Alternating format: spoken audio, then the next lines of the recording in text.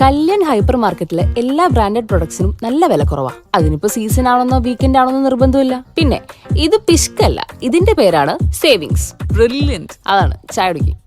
വില ശരിക്കും കുറവാണ്. അതാണ് കല്യാൺ ഹൈപ്പർ മാർക്കറ്റിന്റെയും കല്യാൺ എക്സ്പ്രസ് മാർട്ടിന്റെയും ഗ്യാരണ്ടി. ലഹരി മാഫിയയ്ക്കെതിരെയുള്ള പോലീസിന്റെ ഓപ്പറേഷൻ തൂഫാന്റെ ഭാഗമായി ഷൊർണൂർ റെയിൽവേ സ്റ്റേഷനിലും വ്യാപക പരിശോധന. ഷൊർണൂർ പോലീസ്, ജില്ലാ dance of squad, dog squad എന്നിവർ സംയുക്തമായാണ് പരിശോധന നടത്തിയത്. കഴിഞ്ഞ ദിവസം പാലക്കാട് റെയിൽവേ സ്റ്റേഷൻ കേന്ദ്രീകരിച്ചും പരിശോധന നടത്തിയിരുന്നു. ഇതുവരെ നടത്തിയ പരിശോധനയിൽ ജില്ലയിൽ 45 കേസുകളിലായി 45 പേരാണ് അറസ്റ്റിലായത്. ഇവരിൽ നിന്നും നിരോധിത ലഹരി വസ്തുക്കളും പിടിച്ചെടുത്തു. ലഹരി മരുന്ന് കടത്തും വിൽപ്പനയുമായി ബന്ധപ്പെട്ട് കഴിഞ്ഞ ദിവസം 40 കേസുകളും നിരോധിത പുകയില ഉൽപ്പന്ന വിൽപ്പനയുമായി ബന്ധപ്പെട്ട് 5 കേസുകളുമാണ് പോലീസ് രജിസ്റ്റർ ചെയ്തത്. ജില്ലയിൽ അതിർത്തി പ്രദേശങ്ങളിലടക്കം പോലീസ് നായയുടെ സഹായത്തോടെയും പരിശോധന തുടരുന്നുണ്ട്.